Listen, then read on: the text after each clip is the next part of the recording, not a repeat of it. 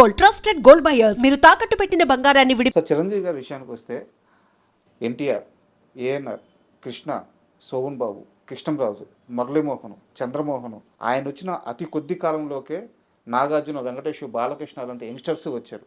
వీళ్ళందరినీ దాటుకొని శివశంకర వరప్రసాద్ మెగాస్టార్ ఎలా అయ్యాడంటే ఆ క్వాలిటీస్ ఏమని చెప్తారు మీరు? Hard work, sir hard work, hard work. There is no other way. అంతే, కష్టపడ్డమే. ఆయన కష్టపడ్డాడు, ఫలితం దక్కింది ఆయనకి. చిత్తశుద్ధితో పనిచేశాడు. సార్ బేసికల్గా ఆయన భారత్ స్కౌట్స్ ఇది దీంట్లో ట్రైన్ అయి ఉన్నాడు. అందుకని ఆ డిసిప్లిన్ మొదటి నుంచి అలవాటు అయిపోయింది. ప్లస్ చిరంజీవి గారి ఫాదరు చాలా స్ట్రిక్ట్గా డిసిప్లిన్తో పెంచాడు పిల్లలు. అందుకని ఆ డిసిప్లిన్ అలవాటైంది. లక్కీగా సురేఖ్ గారు భార్య కావటం, ఆ అమ్మాయి చాలా చాలా సిస్టర్లాగా. ఆ అమ్మాయి ఎంతో ఓపికగా ఆయనకి ఎప్పుడు వచ్చినా లేటుగా వచ్చినా ఎలా చేసినా ఆయనకి చాలా బాగా చూసుకుని ధర్మపత్నిగా అమ్మాయి చేసిన సేవ అంతా ఇంత కాదు. That's why is happy. చాలా ఆనందంగా ఉంది సార్. ఎందుకంటే చిరంజీవి గారి ప్రస్తావన వస్తే అందరూ ఇప్పుడు మనం మాట్లాడుకున్నట్టే ఆయన కష్టపడ్డాడు, ఆయన నేర్చుకున్నాడు, పడ్డాడు, లేచాడు, గెలిచాడు, అందరూ ఇలా మాట్లాడుతూ ఉంటారు. అయితే ఆయన జీవిత భాగస్వామిగా సురేఖ గారి కష్టం గురించి చాలా తక్కువ మంది మాట్లాడతారు. మీరు చాలా దగ్గరగా ఉన్న మనిషి కాబట్టి ఆమె ప్రస్తావన తీసుకొచ్చారు. నాకంత తోబుట్టు లాంటిది సార్. పైగా మా పెళ్ళిళ్ళు అందరూ ఒకే నెలలో అయినాయి. నా పెళ్ళి, చిరంజీవి గారి పెళ్ళి, రాజేంద్ర ప్రసాద్ పెళ్ళి. మా ముగ్గురు పెద్ద పిల్లలు, చిరంజీవి గారి పెద్దమ్మాయి, నా కొడుకు, రాజేంద్ర ప్రసాద్ కొడుకు, ముగ్గురు ఒకే నెలలో పుట్టారు. సార్ ముగ్గురు మేము మున్సిపల్కి షూటింగ్ చేస్తున్నాం. ఇక్కడే సంజీవ్ రెడ్డి నగర్లో. అదే షూటింగ్లో ముగ్గురు పిల్లలు పుట్టారు. ఆ ముగ్గురిని కూడా పార్టీలు చేసుకున్నాం. సార్ అలాగా కోఇన్సిడెన్స్ అని. So we had a good life. Chiranjeevi గారికి సక్సెస్లు ఉన్నాయి, ఫెయిల్లు ఉన్నాయి. మధ్యలో ఒక పీరియడ్లో కొన్ని ఫ్లాపులు బాగా పడ్డాయి. సార్ సరిగ్గా ఎప్పుడంటే హిట్లర్కి ముందు. హిట్లర్ నుంచి సెకండ్ ఇన్నింగ్స్ అంటారు. హిట్లర్కి ముందు చాలా వస్తే ఫ్లాప్లు వస్తే కొన్నాళ్ళు, ఒక 6 నెలలు అసలు షూటింగ్ చేయలేదు ఆయన. సార్ బెంగళూరు వెళ్ళిపోయి, బెంగళూరులో ఆయనకి రిసార్ట్ ఉంది, అది మా బ్రదరు కట్టారు, అలంకృత అని. అందులో ఆయనకి హౌస్ ఉంది, సొంత హౌస్, 4 ఎకరాలు సైట్లో ఇల్లు ఉంది. అక్కడికి వెళ్ళిపోయి అక్కడే ఉండిపోయారు. గ్యాప్ తీసుకున్నారు.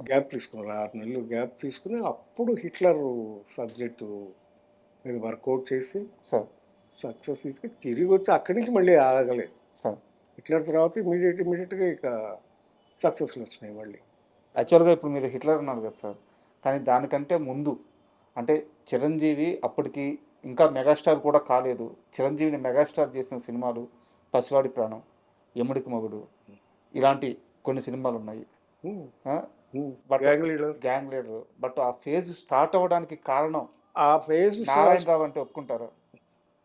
నేను కాదు ఆయన స్వయం కృషి. కానీ పసివాడు ప్రాణం సినిమా చిరంజీవి గారికి పడకపోయి ఉంటే అట్లాగా లెక్క వేయలేం కానండి. ఆ పసివాడు ప్రాణం చేయడానికి ముఖ్య కారణం నేనే. ఎందుకంటే అది యాక్చువల్గా నేను తీద్దామని నేను వెళ్ళి ఫాజిల్ గారి దగ్గర రైట్స్ కొనుక్కొచ్చాను. అది మలయాళంలో ఆయనే తీశారు. అమ్మాయి సుజిత అనే పిల్ల. అయితే నేను అరవింద్ గారికి చెప్తే, నేను సరే నారాయణరావు అంటే, నేను డబ్బు తీసుకెళ్ళి ₹1,00,000 ఆ రోజుల్లో పసివాడి ప్రాణం ఉన్నాయి మలయాళం దగ్గర, ఆయన ఫాజిల్ గారి దగ్గర రైట్స్ కొనుక్కొని తీసుకొచ్చి చిరంజీవి గారికి మెడ్రాస్లో చూపించాం. ఆయన అన్నారు, ఏం నారాయణరావు పాటలు లేవు. ఆ ఒరిజినల్ సినిమాలో సత్యరాజు గారు చేశారు తమిళ్లో. అయితే ఆయనకి పాటలు గీటలు అవసరం లేదు, పాటలు లేవు, ఫైట్లు లేవు, మరి నన్ను ఎట్లా యాక్సెప్ట్ చేస్తారు జనం అనేది ఆయన డౌట్ పడ్డాడు. లేదు చిరు, నేను ఒకటే మాట చెప్పాను, ఏమంటే నీకు పిల్లల మనసులో నువ్వు ముద్ర వేసుకున్నావు. పిల్లల కోసం నువ్వు ఏ సాక్రిఫైస్ చేసినా అది నీకు హైలైట్ అయిపోద్ది సినిమా. నీ సబ్జెక్ట్గా చూడు అంతే. అది కథ ఏంటంటే ఒక ఇన్నోసెంట్ మూగ పిల్లవాడిని సేవ్ చేయడమే కథ. ఇంకా అదే మిగతా ఏమక్కర్లేదు. అదే హీరోయిజం. అదే హీరో, అదే హీరో.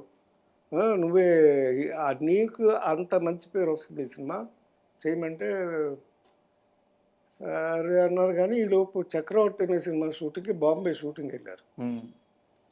ఈలోపు ఏం చేశాడు, నా ఫ్రెండే హరిప్రసాద్ అని, సో నా పార్ట్నరే, వాడేం చేశాడు, డబ్బింగ్ రైట్స్ కొనుక్కొచ్చాడు తమిళ సినిమాది.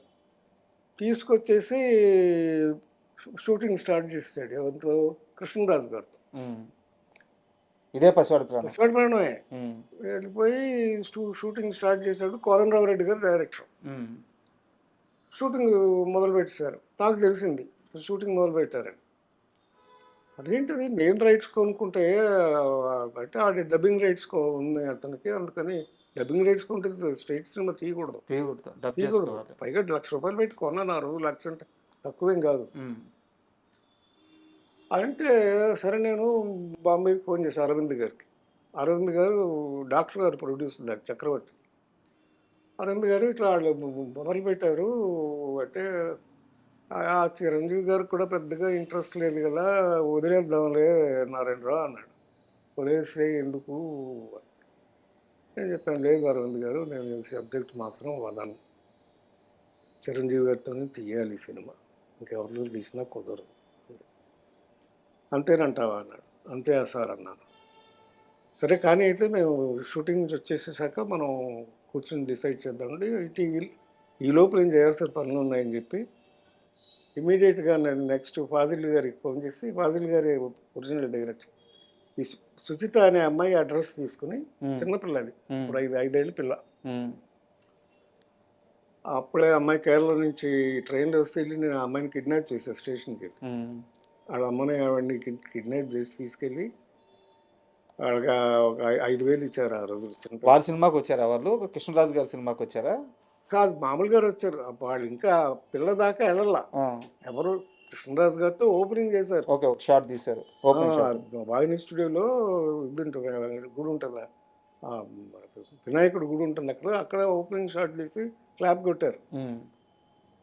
నేను సుజితాని బ్లాక్ చేస్తాను ఫస్ట్. తర్వాత రఘువరన్, అప్పటికే నేను సినిమాలు చేస్తున్నాను రఘువరన్తో. రఘువరన్ ఫోన్ చేసి రఘువరన్ బ్లాక్ చేశాను. రఘువరన్, నేను తీస్తున్నాను ఈ సినిమా, నాకు కావాలి. సరే అని డేట్లు ఇచ్చేస్తాను, బ్లాక్ చేస్తాడు. తర్వాత యాంటోనీ అని ఆ గడ్డపాడు ఉంటాడు విలన్, వాడిని బ్లాక్ చేసేసారు. ముగ్గురిని బ్లాక్ చేసి పెట్టారు. అప్పుడు చిరంజీవి గారు బాంబే నుంచి వచ్చారు. వాళ్ళ ముగ్గురు లేకపోతే ఆ సినిమా లేదు.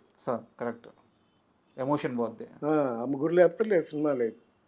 సరే అరవింద్ గారు వీళ్ళు వచ్చిన తర్వాత చిరంజీవి గారితో ఫోన్ చేయించారు కోదండరావు రెడ్డి గారికి. కోదండరావు రెడ్డి గారు, ఏంటి రెడ్డి గారు, మరి నారాయణరావు కొనుక్కొచ్చాడంట, తీస్తానని గొడవ చేస్తున్నాడు, ఏం చేద్దాం, నేను వచ్చేస్తున్నాడు, ఆయన వచ్చేసాడు. ఎట్లా అది పసివాడి ప్రాణం స్టార్ట్ అయింది. అంటే ఎందుకు అడిగానండి సార్ ఈ ప్రశ్న, నేను పసివాడి ప్రాణం తరువాత పడిన ప్రతి సినిమా ఆయన్ని సుప్రీం స్టార్ నుంచి మెగాస్టార్ని చేసింది. సో ఆ సినిమా స్టార్టింగ్ పాయింట్ పసివాడి ప్రాణం. సో ఆ సినిమా కోసం మీరు ఎంత కష్టపడ్డారు ఇదంతా తెలుసు నాకు. సో అందుకే ఇంకొకసారి మా ప్రేక్షకులకు తెలియాలని చెప్పి అడిగాను. పసివాడి ప్రాణం అండి స్టార్ట్ చేసాం. దాంట్లో సుమలత క్యారెక్టర్ కూడా ఒరిజినల్ లేదు సార్, ఆవిడ క్యారెక్టర్ యాడ్ చేసాం. సత్యానంద్ గారు నేను కూర్చునేవాళ్ళం ప్రతి సినిమాకి స్క్రీన్ ప్లేకి. నేను ఎప్పుడు పేరు వేసుకోలేదు కానీ బిహైండ్ ద స్క్రీనే వర్క్ చేసేవాళ్ళం. మనకు కావాల్సిన పాయింట్లు అన్నీ పెట్టి 6 పాటలు పెట్టాం. పక్కా కమర్షియల్ మూవీ, పక్కా కమర్షియల్ పిక్చర్ అయిపోయింది. ఫైట్లుగానే ఉన్నాయి, కథగానే ఉంది. 2 హీరోయిన్లు ఉన్నారు, విజయశాంతి, సుమలత, 2 హీరోయిన్లు, గ్లామర్ ఉంది. ప్లస్ మెయిన్ కథ థీమ్గానే ఉంది. చాలా, అందుకే సూపర్ హిట్ అయిపోయింది. సార్ ఒక సీరియస్ క్వశ్చన్ ఉంది, చాలామందికి ఈ ప్రశ్నకు సమాధానం తెలుసుకోవాలని ఉంది, కరెక్ట్గా చెప్పే మనిషి లేడు, మీరే దీనికి కరెక్ట్ పర్సన్ అనిపిస్తుంది. చిరంజీవి గారి కెరీర్లో, ఆయన సక్సెస్లో అల్లు అరవింద్ గారి పాత్ర ఎంత, ఆయన కష్టం ఎంత? చాలా ఉందండి, చాలా ఉంది. ఎందుకంటే చిరంజీవి గారి కంటే కూడా అల్లు రామలింగయ్య గారి ద్వారా వాళ్ళ కొడుకుగా ఆయనకి సినిమా ఇండస్ట్రీలో మంచి పేరు ఉంది అప్పటికే. సార్. ప్లస్ ఆయన ప్రొడ్యూసర్గా కూడా అప్పటికే చాలా సినిమాలు తీసున్నారు. ఉమ్. సత్యనారాయణ గారితో తీశారు సినిమాలు, ఆ, బంట్రోత్ భార్య తీశారు. ఇలా అప్పటికే సినిమాలు తీసి ప్రొడక్షన్ చేస్తున్నారు. సార్. సో ఆయన అనుభవం ఆయనకు బాగా ఉపయోగపడింది చిరంజీవి గారికి. ఉమ్. ఆయన శ్రమ పడకుండా ఆయన కరెక్ట్గా ప్లానింగ్ చేసుకుంటూ వెళ్ళడానికి main bone of the Chiranjeevi success is Allu Aravind sir. కంప్లీట్గా. సో ఆయన ప్లానింగ్ కానీ ఆయన ఇది కానీ అన్నీ పర్ఫెక్ట్గా ఉండటం, ఉమ్. ఆయనకి స్ట్రెయిన్ అవ్వకుండా ఆయన్ని నిలబెట్టినటువంటి ఘనత అల్లు అరవింద్ గారిది. మీకు తెలిసి ఏదైనా ఒక పర్టికులర్ సిచ్యువేషన్ ఆయన హ్యాండిల్ చేసింది గుర్తుందా మీకు? చిరంజీవి గారి కోసం అల్లు అరవింద్ గారు పడ్డ ఆ శ్రమ కానీ? అన్నీ అండి, ఆయన 100 days ఫంక్షన్స్ కానీ అన్నీ, ప్రతి సినిమా ఆయనకి ఏ హీరోకి అలా ఉన్నాయండి. సంవత్సరానికి ప్రతి బర్త్డేకి ఓ పిక్చర్ 100 days ఫంక్షన్ ఆడేది. ఎలా వచ్చేది 100 days? ప్లానింగ్. అట్లా ప్లానింగ్ చేసేవారు మొదటి నుంచి. సినిమా ఎప్పుడు మొదలు పెడతాము, ఎప్పుడు ఫినిష్ అవుతుంది, August 22nd 100 days ఫంక్షన్ చేయాలి. అలా ప్లాన్ చేస్తే ఆ 10 ఏళ్ళు చేసేవాళ్ళు ఆయన. బా. గ్యాంగ్ లీడర్ ఏంటి, ముడికి మొగుడు ఏంటి, అన్నీ.